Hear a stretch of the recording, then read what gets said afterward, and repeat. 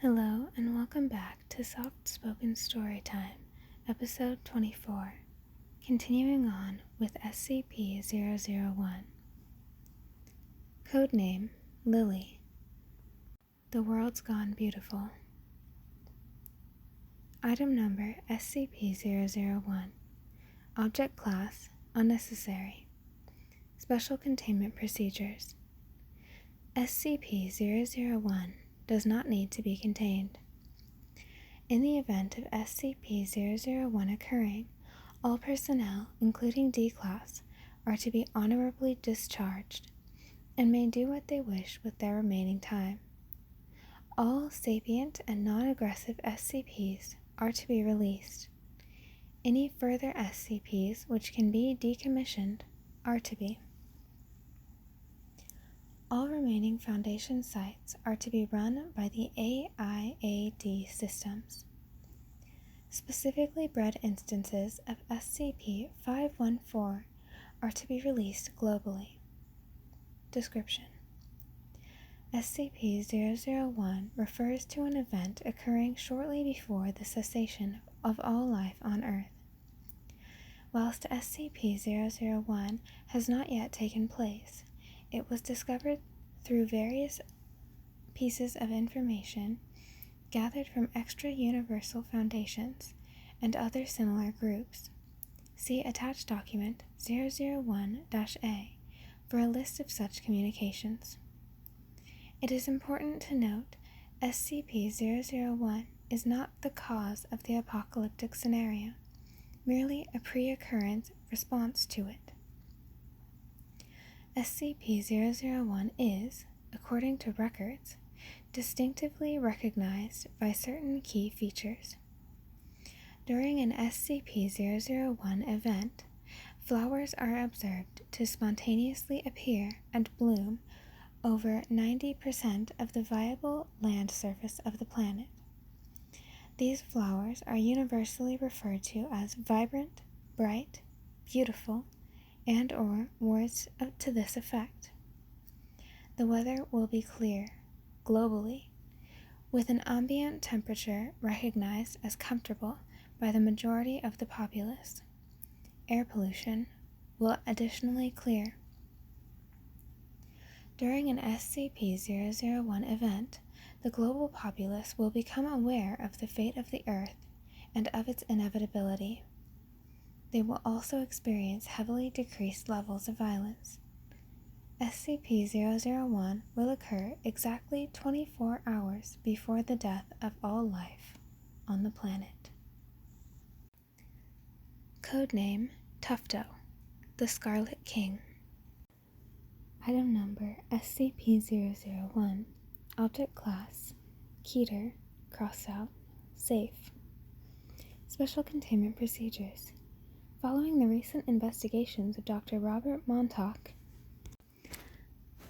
no action is currently needed to contain SCP-001.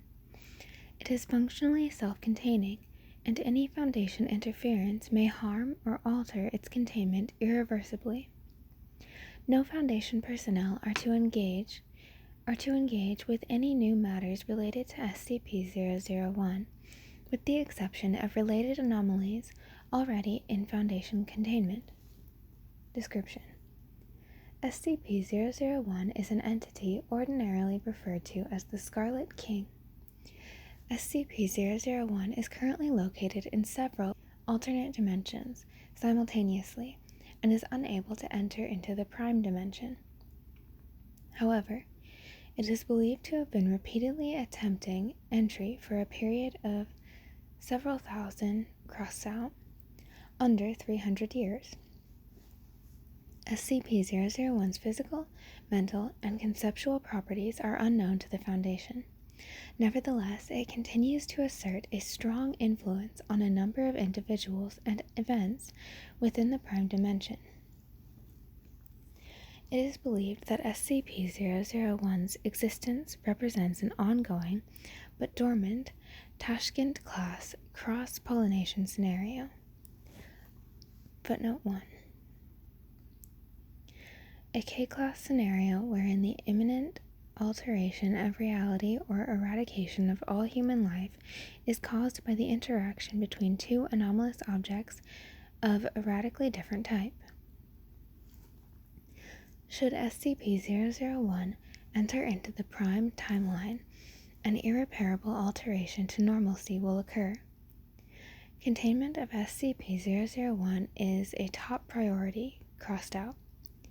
Is, however, unnecessary. Any attempt to alter SCP-001's classification or object class will result in immediate dismissal from the O5 Council. References in art and oral tradition to SCP-001 appear across a wide variety of human and non-human cultures across the universe, including in communities which had never previously had any contact with one another. Common descriptions within these traditions are of a red creature of immense size, ordinarily wearing a golden crown or other headdress signifying royalty. Although the names ascribed to SCP-001 vary, the majority contain two elements: a word signifying some form of royalty, combined with a word signifying the color red. Cultures which do not have a concept of the color red, but follow this naming pattern universally, use a color analogous to the English concept of the color red. Most personnel, except those working on anomalies related to SCP-001, possess no knowledge of the entity. As part of SCP-2317's containment procedures, Level 4 personnel are to be informed that SCP-2317 is in fact SCP-001. The truth of this is unknown, although it is a hypothesis which has received strong support among several members of the Council. The apparently multidimensional nature of SCP-001, however, renders the possibility of SCP-2317 being anything more than a single aspect of SCP-001 unlikely. It is unknown when SCP-001 was discovered. The loss of several archives concerning the Foundation's origins in the 1889 Snarling coup has prevented a full reconstruction of events, although an investigation shortly following, data expunged. A variety of groups dedicated to bringing SCP-001 into the Prime Dimension have existed over the years.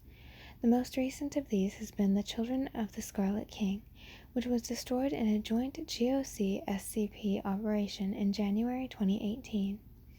Its former leader, Depeche Spivak, is currently in Foundation custody under designation POI 3172. Update 01/06/2018. SCP-001 has recently been the subject of an extensive investigation by Dr. Robert Montauk, project lead on SCP-001, SCP-231, and SCP-2317, and devisor of Procedure 110 Montauk. Based on the results of the investigation by Dr. SCP-001 has been downgraded to safe following a decision taken by the O5 Council. Upon the request of the former O5-13, a number of documents related to this investigation can be found below. In order to provide context and further information pertaining to this theory, these have been curated, categorized, and included by the former O5-13 herself, with the permission of O5-1, in order to provide some context for this reevaluation. Phase 1. Blood. Document 1. The following is an interview between Dr. Robert Montauk and POI 3172. Date 01/04/2018. Interviewer, Dr. Robert Montauk. Interviewee, POI 3172. Location, Site 713, Interview Room 2. Begin log. POI 3172. Again, Dr. Montauk? I don't understand what you people want from me. Dr. Montauk. Hello to you too, Depeche. I'm sorry to do this to you again. I think it's silly too, to be honest. What we want from you are answers. POI 3172. It's been what? Weeks? Months? You've dragged me down here into one of your interview rooms and asked me these endless questions? You or one of your lackeys. Dr. Montauk. I'm sorry if you've been made to feel uncomfortable. It wasn't my intention, but it's hard to keep tabs on everything anymore. Have the guards been treating you badly in any way? POI 3172. No, not really. I can't complain. It's just their eyes. They look so dead, so cold. Dr. Montauk. If you like, I can rearrange some personnel and put someone else on your security detail. We're a bit short-staffed around here at the moment, and a lot of our best folks are away. And then there's the paperwork and the endless oversight. There's been some trouble with... Well, you don't need to know about that. POI 3172. You weren't what I expected, you know? Dr. Montauk. You thought the Foundation would be different? POI 3172. No, I thought you would be. Dr. Montauk. You've heard of me? Of what you've done? Procedure 110 Montauk? Well, the people in my circles have done some dark things in their time, but that... I merely did what was necessary, Mr. Spivak. As a Foundation researcher and as someone who doesn't want to see his loved ones die. Yes, that's very like the Foundation, isn't it? Everything done is justified by what is necessary.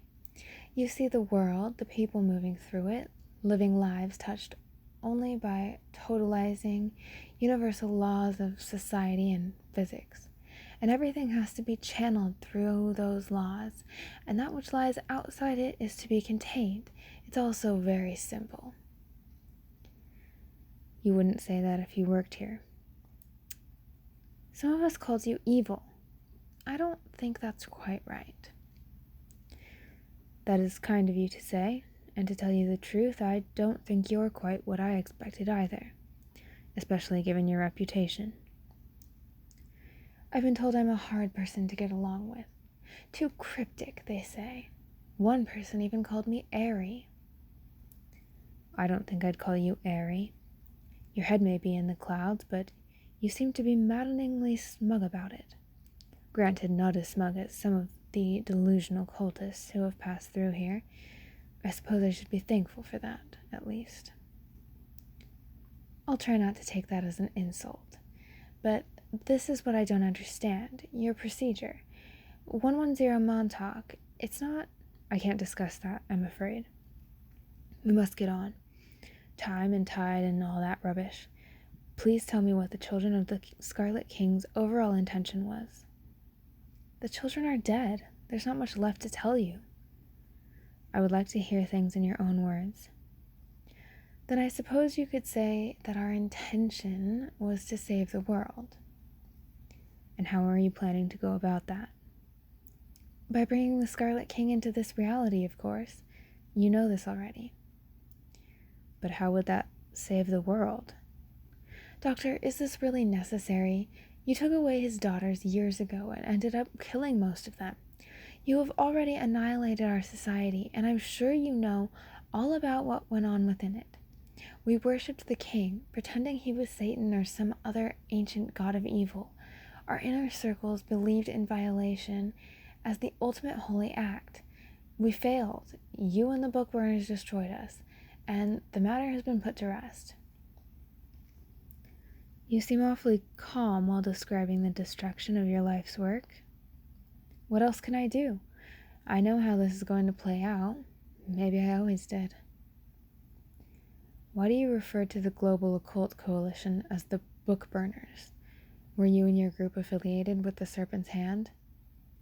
It's complicated. It's a simple enough question. But there isn't a simple answer. Still, yes, we were affiliated with the Serpent's Hand. Most of us passed through there at one time or another. They will disavow us, of course, if you ask them about us. They're not monsters like we are. They have moral precepts, you see. Their whole point is to look for wonder, and since they see no wonder in the king, they repudiate us utterly. But they know, deep down, that they need us. They need you? What for? For the same reason they let us live. We raided the library, fought them, skirmished with them. They had a huge quantity of dirt on us, far more than you do. But they never finished the job. They're as bad as you jailers in their own way. The same compartmentalization, the same singular goals. Their existence is based in nothing concrete. The empty time of history, that's all. Indeed, they came into being at the same time as you. You're more similar than you realize. That's impossible. The Serpent's Hand has been documented as existing long before the Foundation in any incarn. No, you missed the point. The library's always been there, yes, but not the Hand. The Hand was something new, like you all are. You think anybody ever cared about wonder in the old days? Nobody cared about wonder. They cared about food, family, and blood. What's that supposed to mean? It means... you wouldn't get it anyway.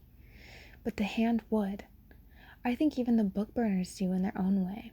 But the Hand is scared. They try to blot us out, forget us. We're what they should be, but never can be, you see? Look, Depeche, I have tried to make things more comfortable for you, but we need some give and take. You're speaking in cliched, cryptic riddles, and I want some answers. I can't tell you everything.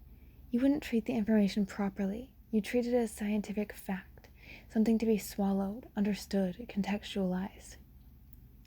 And what's wrong with that? Why are you doing this, Doctor? Why are you dredging this stuff up again? I shouldn't tell you this, but... screw it. I'm tired of this. I've been working on SCP-001 for 2 decades, project lead for almost 9 years. After I came up with the procedure, I don't know, I'm tired. Everywhere I turn, I see the Scarlet King, but nothing about him makes any sense. Some big horned devil? Arcane blood god? It's all so small, so obvious. The Foundation has changed in the last decade, you see. We face conceptual demons, malevolent genre dwellers, sevenfold destroyers, all of which are far worse than some old sacrifice deity. But there, behind everything, I see this smile in the fire. That dread, the old dread, it lingers. And this is despite seeing horrors far less easy and far more subtle trying to break the world on a daily basis. I just want to understand, I suppose. Peel back the layers, the tales upon contradictory tales, and find out who he really is. You're being awfully candid. To be honest, I've stopped caring. This job gets to you. The things you have to do, the regrets, well, I'm too high up for anybody to touch me now, and I've run into too many dead ends to get hung up over protocol by this point. Just tell me something, Depeche, anything. Okay, look, I like you, Montauk. You must be a cold-blooded bastard somewhere in there, or you wouldn't have come up with... Well, who am I to judge, eh? I'll tell you where to start. I'm all ears. There are 3 things to understand about the Scarlet King. 3 laws which, when put together, make up a complete picture. 1 is the law of blood, 1 is the law of concrete, and 1 is the law of howling. 3 laws, eh? That the king set down for his followers, or that were imposed upon him? Both. The first was his law, the second was somebody else's, and as for the third, well, you'll find out about the third when you've cracked the first 2. Very cryptic. That's all I can tell you for now. You need to learn in the proper way. That's really all you'll give? That's all. There is a pause for several seconds. All right, Depeche. Good talking with you, as ever. End log. Document 2. The following is an extract from the memoirs of one Jack Hurst, a defector from the Children of the Scarlet King. Hurst was a high-level reality bender capable of entering the bodies of humans in the past and experiencing their thoughts and emotions firsthand. The following is a description of what Hurst called the Battle of the Gameleth, purportedly a battle between SCP-001 and his followers against a group called the Children of the Urns. Hurst apparently experienced the battle from the perspective of a foot soldier in SCP-001's army. These memoirs were written shortly before Hurst's death in 1976. They were among the first documents consulted by Dr. Montauk during the investigation. The fortress was monumental, made of volcanic rock and jagged iron, and built into a vast mountain. Every measure, every angle was calculated to promote the king's ideology. The steel slats and bars may have seemed to be jutting out in random half-sawn directions, but if you could see the whole, then you'd see the symmetry. It was a perfect expression of cosmic order, expressed in endless sevens. It's a tough trip to remember, but bits and pieces come back. We were slaves, I think. We had been taken from a far-off land. The nobility looked down upon us with cruel eyes, but the king didn't care. He rewarded us, and so we were the instruments of his rule. When a village required the justice of the king, we would descend upon them with blood and iron. The villagers feared us, and that felt right to me. But when the horde came, the fire and burning and their cries of freedom, the villagers were still just as scared as they had been of us. That was not the fear of their master, I think, but the fear of anarchy. They didn't know which way to turn. In the end, most betrayed us. Many had had their daughters taken by our master. Old rights, blood rights, arcane rights. But we stood upon the battlements, loyal to the last, our hearts bursting with happiness at the rightness of it all. I'm still not sure exactly what was going on. It was all so chaotic and full of red smoke, but I could feel my host's bloodlust. We stood and watched and waited. The sound of rubble and explosions came from across the hill, and the last battle began. Then something strange happened. My host suddenly felt afraid, and he and I were somewhere else. The sky was not red but black. I was not a slave, but part of a conscripted rabble. The peasants looked up at us. They were all starving. They held out their hands, begging, pleading, praying. The wind was their master, and it screamed at them. The horde was coming, and they too were starving. Then the scene flickered back, and I was in my host again, under a scarlet sky. The king's voice raged. The rabble of his armies was fleeing to the gates, but they would not open. Our arrows, coated in flame and pitch, flew back again, but the horde was undaunted. In my mind I could see nothing but the fire of the king. I drew my sword. We all drew our swords. We all charged into the fray. And then, as it were, the scene changed again. There were no battlements, only the dark sky and the wind and a more ragged and lonely sky.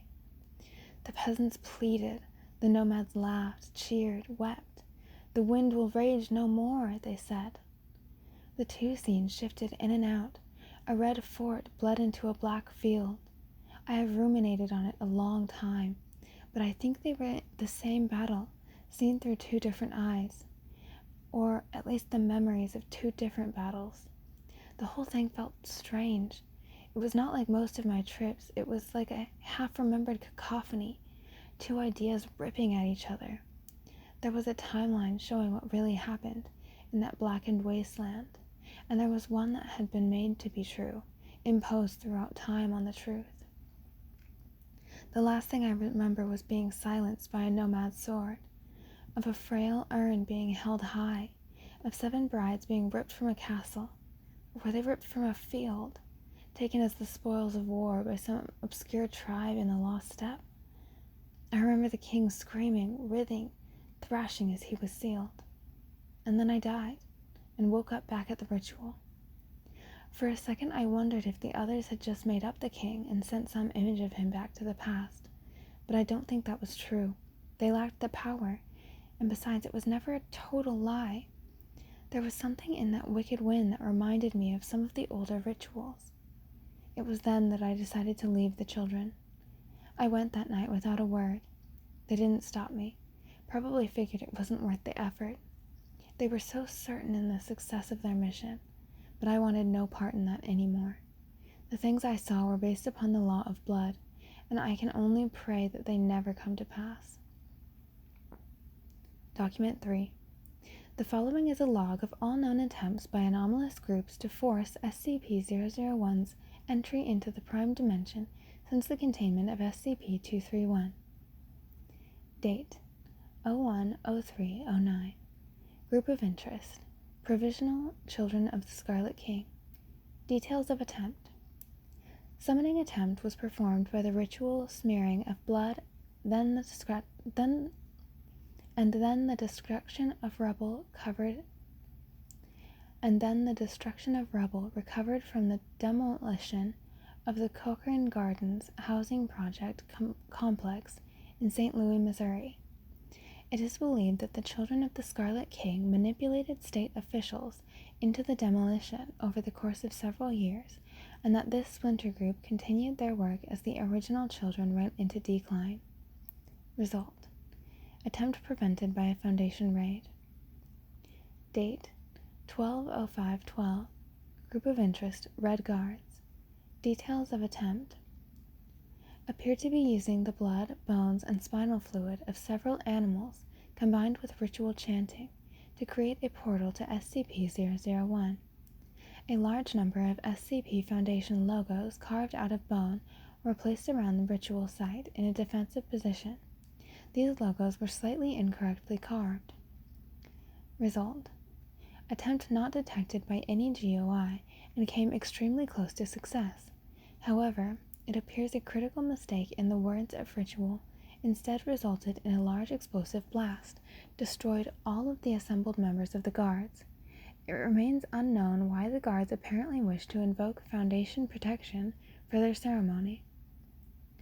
Date: 02/07/14. Group of interest: Global Occult Coalition. Details of attempt: unknown. Result: unknown but did not succeed. GOC records pertaining to the incident are missing, with the exception of the name Operation Historical Frontier, with the mission statement to exacerbate tensions of historical time in order to bring forth and destroy a significant occult threat. It is believed that several GOC operatives were killed in the attempt. Date: 01/01/17. Group of interest: Army of the New Dawn. Details of attempt: attempt involved the ritual burning of several calendars adhering to the Gregorian calendar, while members of the group raised up blood-soaked calendars adhering to the Julian, Hijri, and Persian solar systems to an effigy of SCP-001. Result: attempt prevented by members of the Serpent's Hand. All materials were recovered and taken to the Wanderer's Library. Date: 17/09/17. Group of interest: the Serpent's Hand. Details of attempt: largely unknown.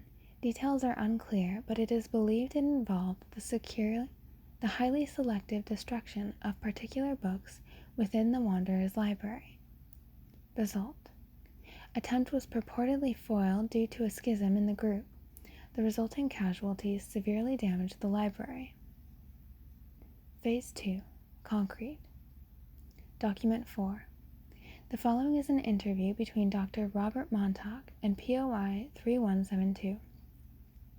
Date: 14/04/2018. Interviewer: Dr. Robert Montauk. Interviewee: POI 3172. Location: Site 713, Interview Room 2. Begin log. POI 3172. Hello again, Robert. Dr. Montauk. Hello, Depeche. I looked up your laws. I'm afraid I am none the wiser. You'll get there. What did you find? The law of blood is referenced a few times in quite a few places, but I couldn't find any concrete information. I worried you wouldn't.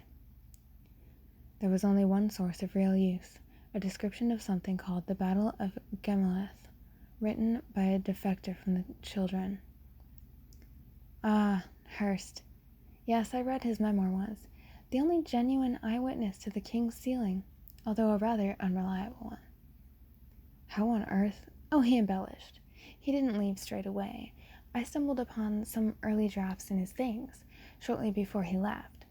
I was young back then, and I remember how passionately he argued after his vision.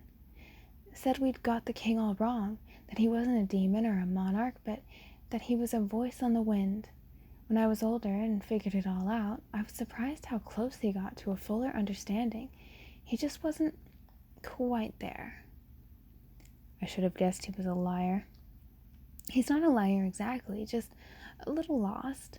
And you only have my word for it, Doctor, which the Foundation has made abundantly clear it doesn't trust. There's no reason to doubt you. What do you have to lose? You seem as eager for me to learn the truth as I am. True. And on that note, I have a question, if I may. Shoot. The longer I keep you talking, the greater the chance you'll slip up and tell me something you shouldn't. Do you know why the procedure 110 Montauk actually works? There is a pause of several seconds. Sorry, Depeche. I can't talk to you about that. It's okay. I think I know the answer anyway. Tell me, did you lose someone? I don't know what you mean. I'm sorry to bring back painful memories, but I've looked at the Foundation archives too, you know. It was necessary, back in the day, to check up on what your lot were doing to his daughters. I know that your brother... Stop talking. This interview is not about my private affairs. I'm sorry, Doctor. I didn't mean... Please state for me the meaning of this law of blood. Isn't it obvious? It's the way the Scarlet King ruled. There was order, but it was through the imposition of an iron will on the peasantry, through armies of slaves, through a nobility bred to be cruel, the realities of the world of his day, in his corner of the globe. What does this have to do with SCP-001's nature?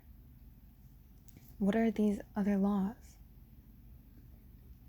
I suggest you look into the second... I don't have time to play your games.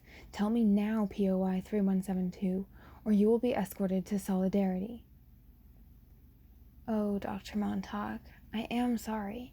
You must look for the law of the concrete. That is all. This interview is terminated. End log. Document 5. The following is a page from the 1891 report of Agent de Beauvoir on Lost Foundation archives following the 1889 Snarling coup. The report was lost shortly after de Beauvoir's termination in 1895, along with several other documents from the Foundation archives. This page was recovered through unknown means by Dr. Montauk. No other materials from these data losses have been found. Summary. The documents lost are extremely extensive, covering a wide range of data concerning the Foundation's early history. In particular, several documents related to SCP-001 have gone missing. However, my investigations have provided me with a great deal of information, and I believe that I can say, with some certainty, that the historical record as stated in Scranton's comprehensive history remains broadly intact, albeit with some modifications I will detail below. Scranton's work states that the Foundation was founded in 1824 by the merger of 13 worldwide organizations with a particular interest in preventing awareness of anomalous activities. The most prominent of these were the Foundation of the Secure Containment of the Unnatural, the Devon-e Jadiya, and the Unified Sites of the Department of Unexplained Affairs, the Council of 5 Overseers, and the Committee of Paranormal Ethics. Scranton goes on to tell us that this was done in response to the threat posed by SCP-001, and that the early Foundation had an extensive role to play in that anomaly's containment.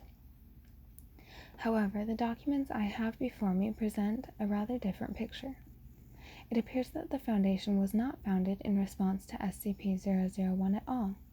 Indeed, I cannot find any references to the present SCP-001 prior to 1826.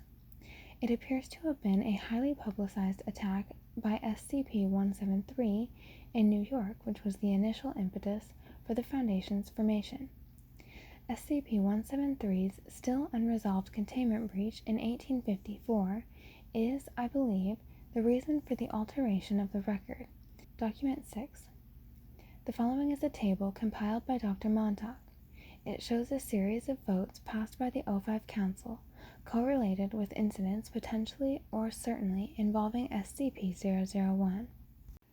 Date of vote: 09/07/1844. Description of vote: vote to officially standardize documentation across the SCP Foundation. Passed 13-0. Related SCP-001 incident: a series of hymns devoted to SCP-001 heard outside of Site-001. Date of vote: 01/02/1857. Description of vote: vote to standardize containment procedures for SCP-001. Passed 12-1.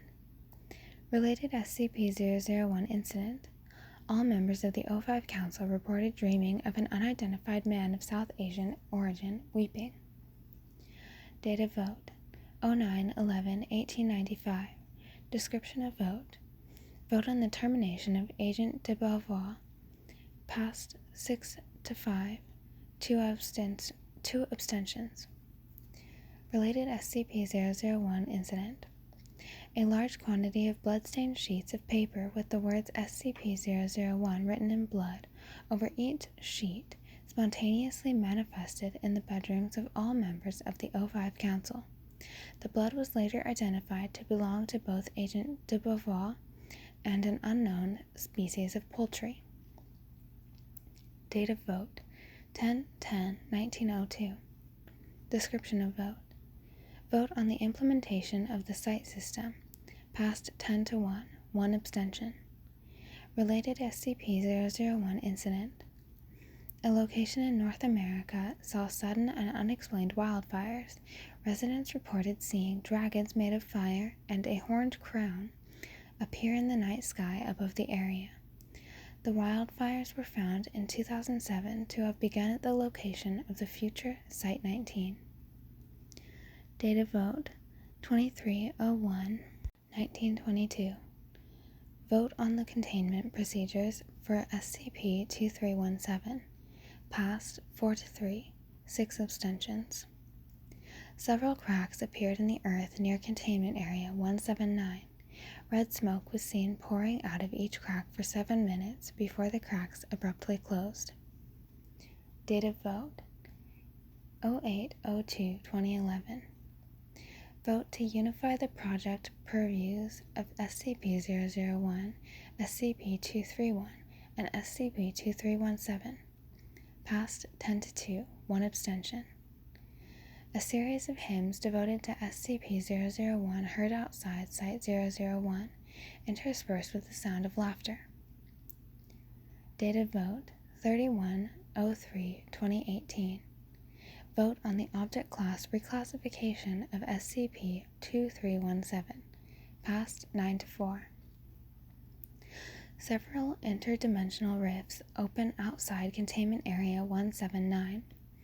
These rifts alternated between opening on a Universe Kappa Arakesh and opening onto an unknown dimension. This unknown dimension is characterized by the presence of a large quantity of red smoke and an unknown number of human voices screaming from within. Document 7. The following is an extract from the 1972 political work Manifesto for Old Order by Children of the Scarlet King member Ariadne Cartwright. Cartwright's work is only found in unpublished copies among anomalous circles and groups related to SCP-001. Fragments such as this were recovered by Dr. Montauk during the course of his investigation. The sin of modernity is vital to understand. It is not that we glorify the pre-modern. The suffering was very real and very extant. We must not fall into the trap of seeing the past as a series of beautiful Arcadias, full of dancing around maypoles and shepherds living in pleasant anarchy. The past was brutal, but it was also real. It wasn't really the pre-modern, too. That's merely how historians have characterized it. They are wedded to their theory of modernization and can conceive of no alternate mode of development other than a singular drive towards the contemporary West, with other models of living seen as being stuck in some imagined earlier place on a timeline. It's all nonsense. The people of the past were capable of seeing the world as it really is. Those of us who have joined the King's forces can all see this truth, that there is something very, very wrong with the world in which we live. Our buildings are made of calcifying, peeling concrete as we shamble each day to jobs and lives created solely for the purpose of maintaining their own system. But there is no other way to live. Socialism, anarchism, syndicalism, these are little more than constructed pipe dreams that the frail thoughts of lesser men trying to impose their antiquated prejudices on the world around them. No, there is only one alternative way to live. To cast down the law of concrete is to raise up the law of blood. We must learn what it is to die, to be enslaved, truly, brutally enslaved, with no compassion or compunction from our masters. We must learn what it is to be taken towards a single purpose, to know and truly understand our lack of agency. We must be beholden to a world of gods and darkness, the tempest-tossed refuse of a race of fools. We must kill modernity, post-modernity, with all its analysis and sneering observation. There is only one rule, the rule of chaos, for humanity, for life, for the Scarlet King. Phase 3, The Howling. Document 8.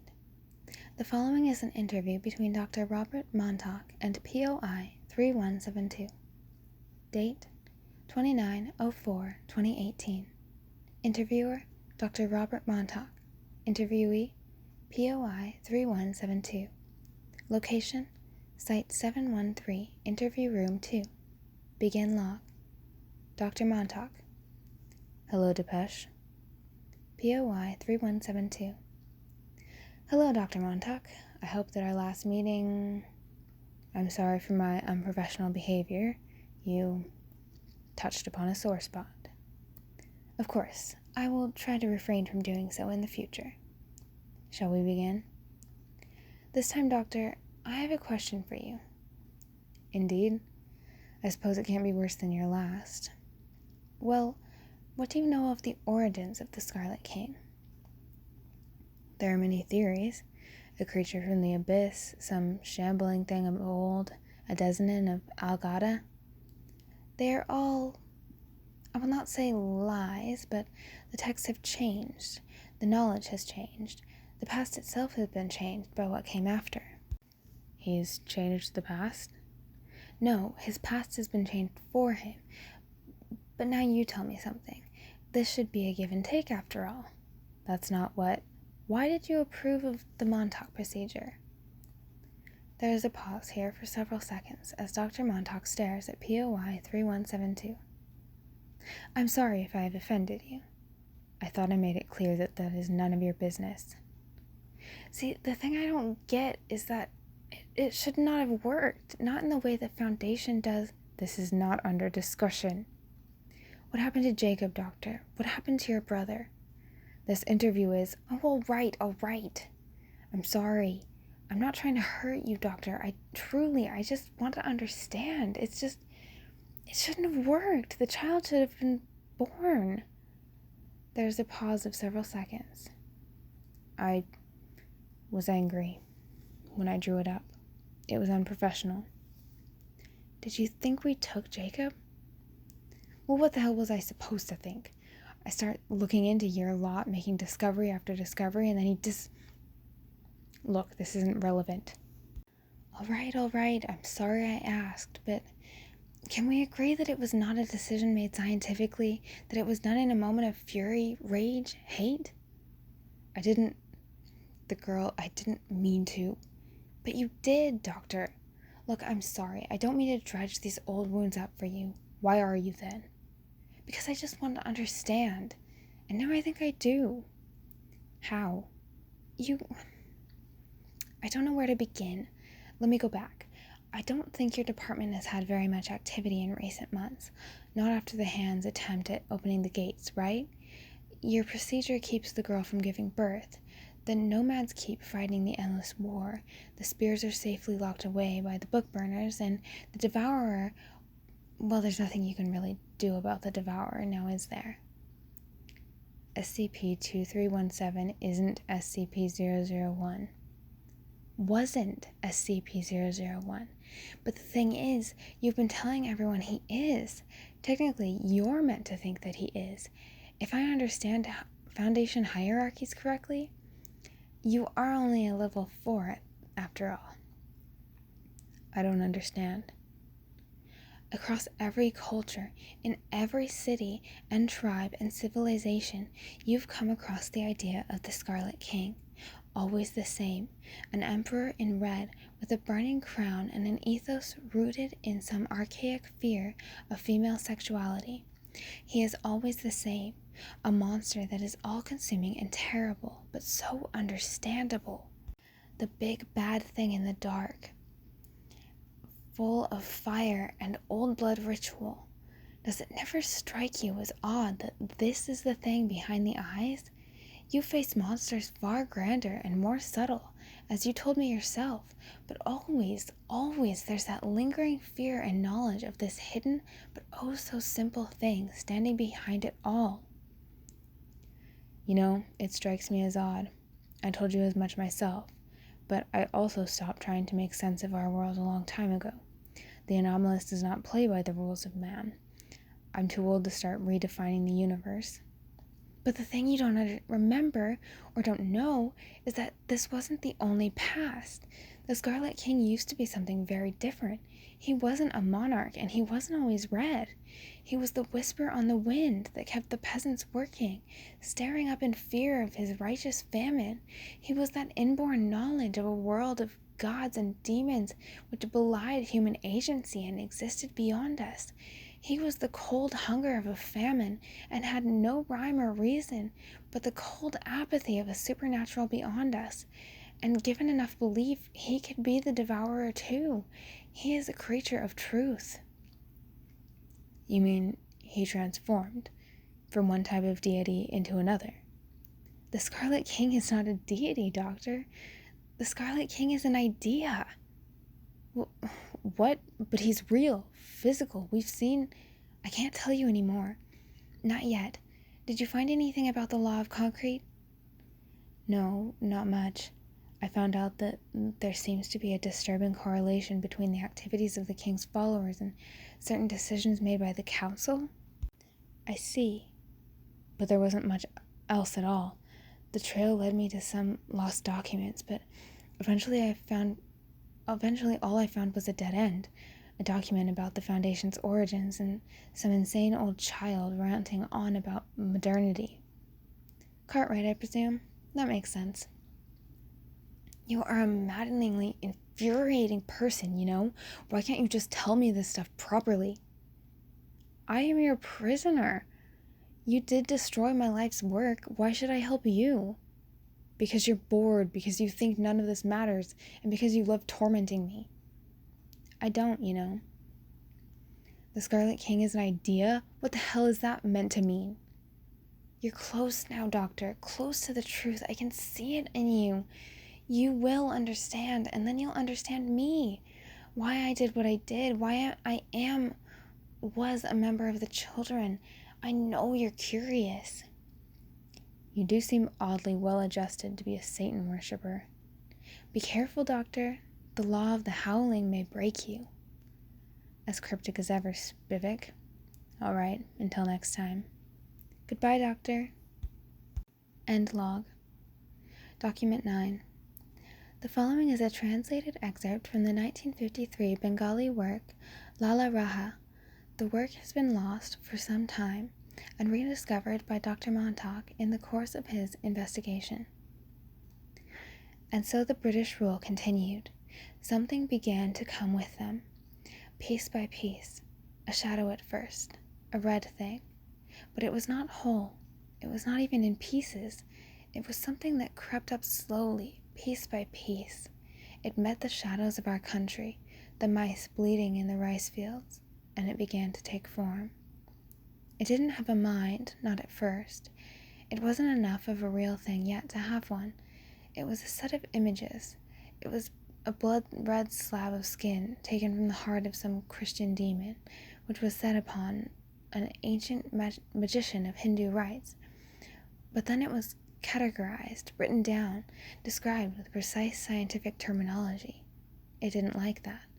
Things of magic, technology, empire that were never meant to mix all came together and began to bend the nature of the world. As Europe came to us more and more, as we learned to be civilized, our religion began to change too.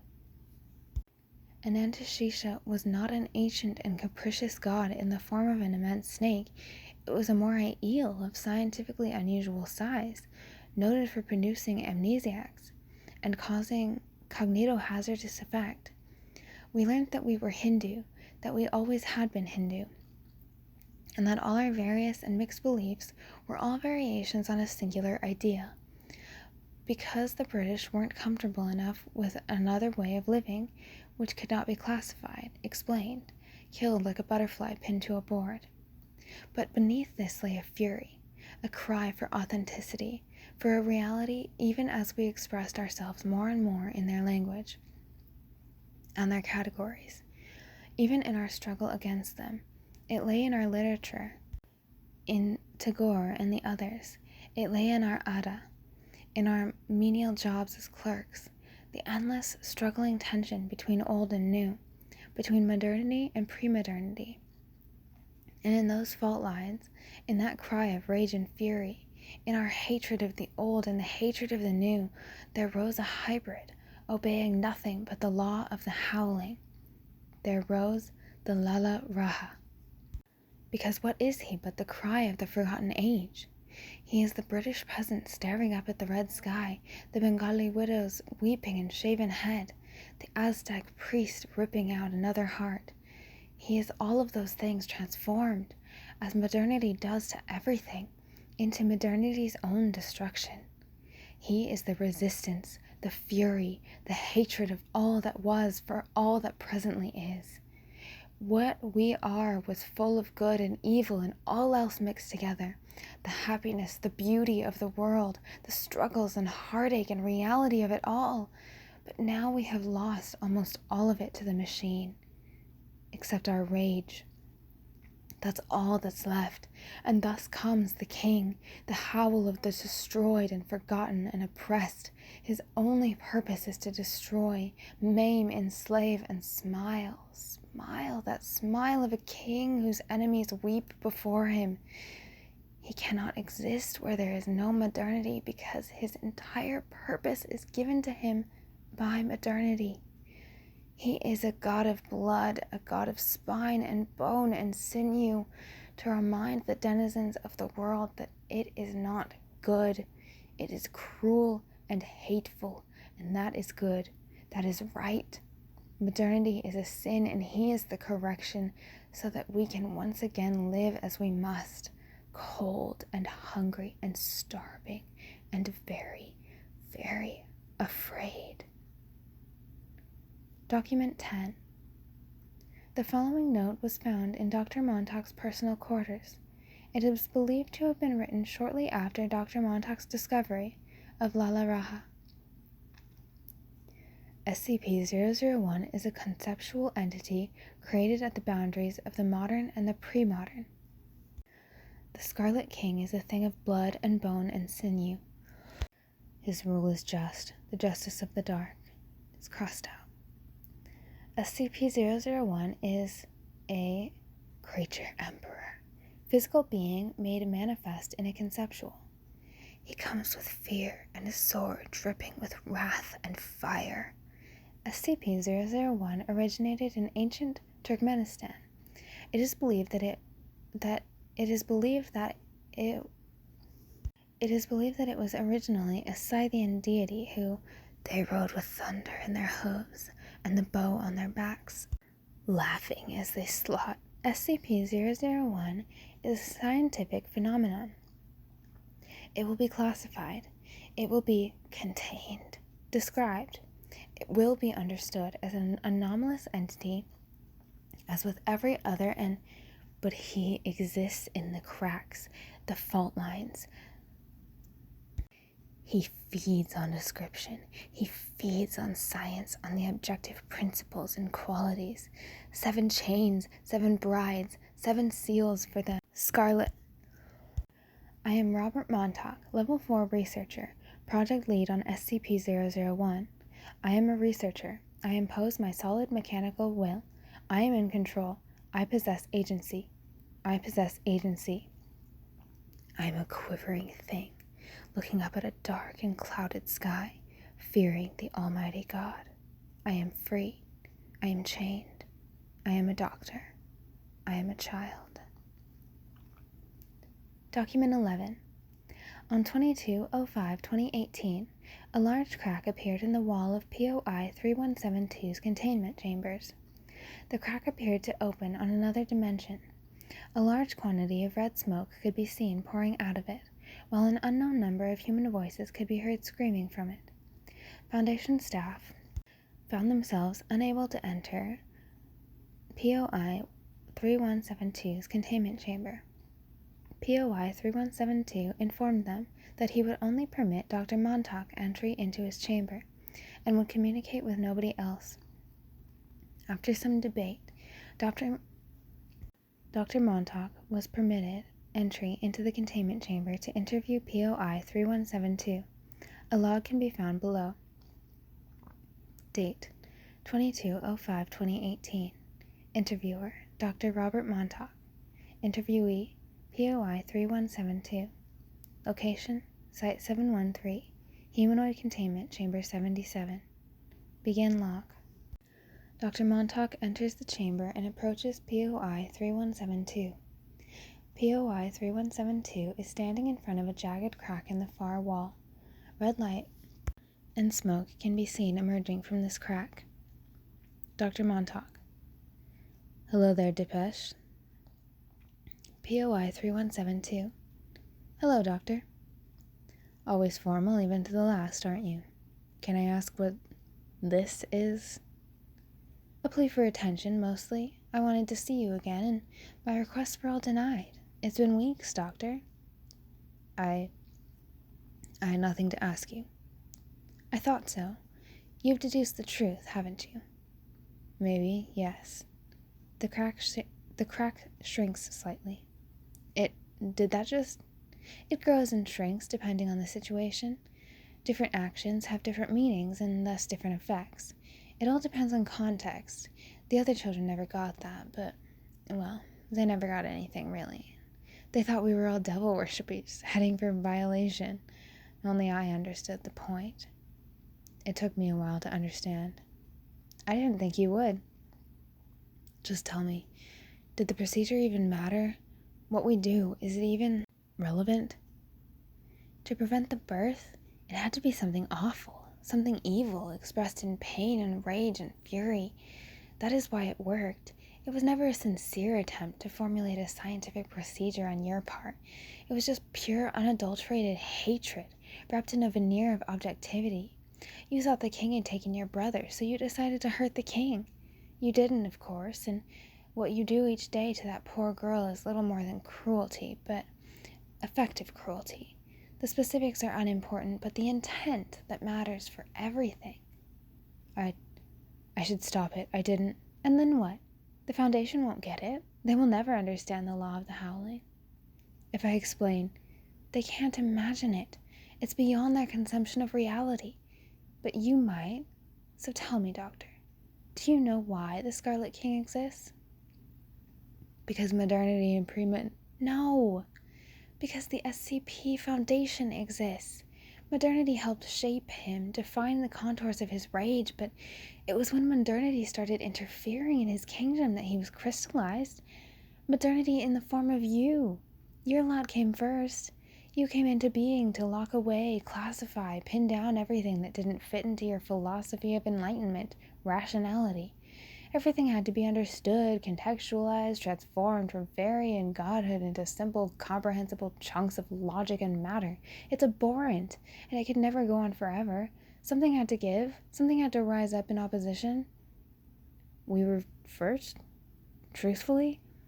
I know that Beauvoir had... Was this whole thing really our fault? That depends. Is it your fault if you don't know you're doing it? I don't know. Neither do I. The ceremonies, they all held that contrast. The king cannot exist without the tension. We needed those symbols of modernity, those stark gray images to make the rift in the first place. It was the perfect plan. But you failed. Yes. There is a pause for several seconds. The Foundation was formed in the 1820s. It was formed to protect the world from the dark by a collection of brave men and women. To secure, contain, protect. That is our purpose. There is a virtue in normalcy which I don't think you can see. The world can be understood. Truth, reason, rationality, the Enlightenment. These are our bedrock. These are what have allowed us to see what is objective. Do you really believe that? I have to. You're a scientist. You should know that there's no such thing as an objectively true finding in any science. There's always room for doubt, always space for error. But that's just humanity. We may have flawed minds and capable of full interpretation, but what we observe is solid and real. Beneath it all, the law is the bedrock. The bedrock is defined by the number 7. 7 chains, 7 brides, 7 seals, 777. My whole life has been defined by that number. It tortures me. Endless heptagonal shapes dancing behind my eyes. We're not allowed to live. We're not allowed to be people. That is the luxury of modernity. Despite its coldness and its creaking wounds, to be able to be a full person. 777. 7 girls taken away by the raiders in the cold as the wind demon howled and howled. So the Scarlet King had to have 7 brides. Modernity is not always cold. It's less brutal than slavery. But what is it for? Is that the only purpose? A mere absence of brutality? What's the point of having peace and kindness for its own sake? So you can smile for a few decades before falling dead into an empty grave?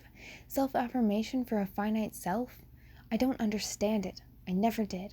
I grew up trying. I wanted to be like them, like you.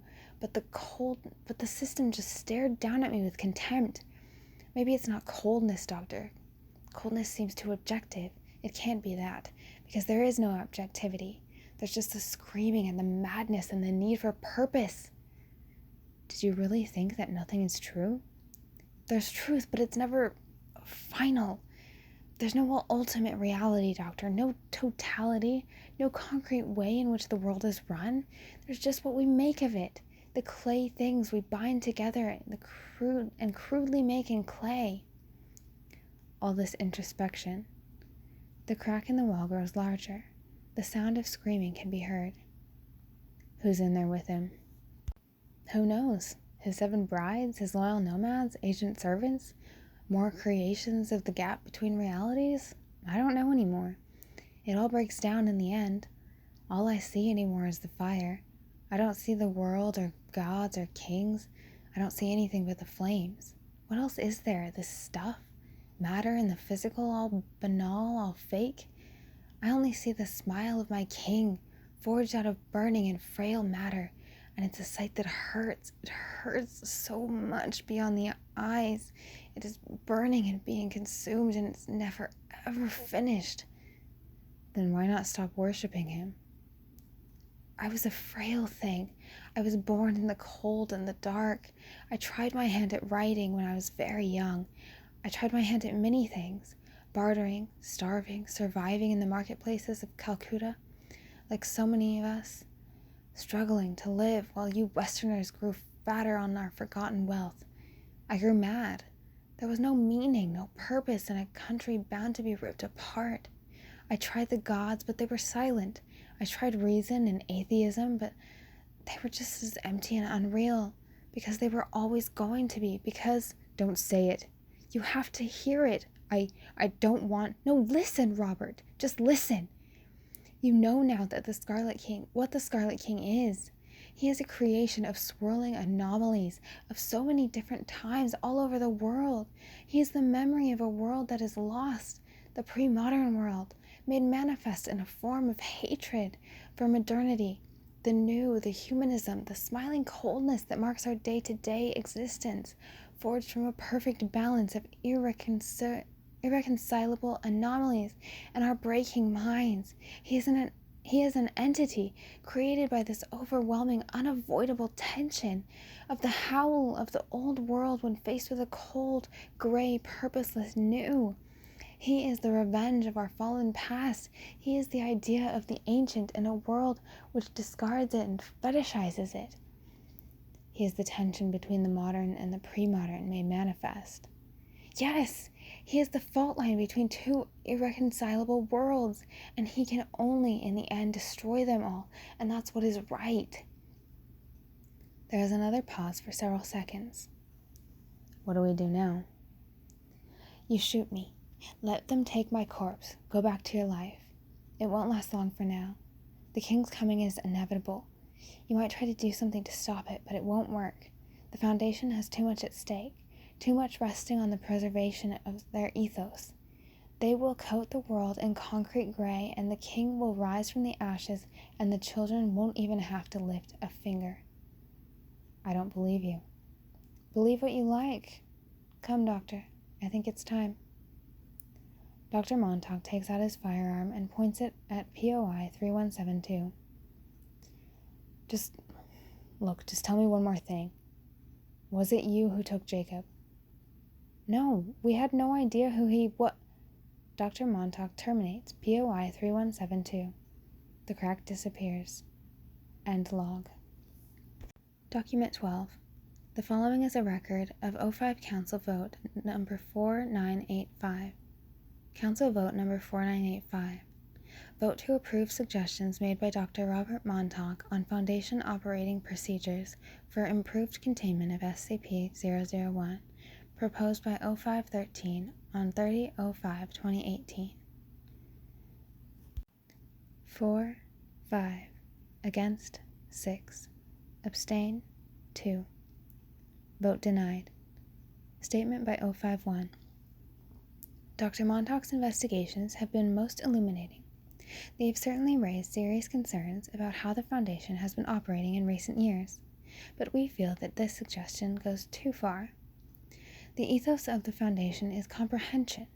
Postmodern notions of the fallibility of objective universal truths are all very well in academic circles, but the Foundation has always been first and foremost concerned with practicalities, basing its analysis on the hard sciences and unquestionable truths. Changing our intentions and modus operandi is frankly an absurd proposition. Our duty is, and always has been, to die in the dark to protect those in the light. If we begin to abandon or redefine the notion of what dark and light are, we risk a sharp descent into tyranny, incoherence, and the loss of our mission entirely. This must not happen. We cannot engage in cavalier redefinitions of what the Foundation's very essence is.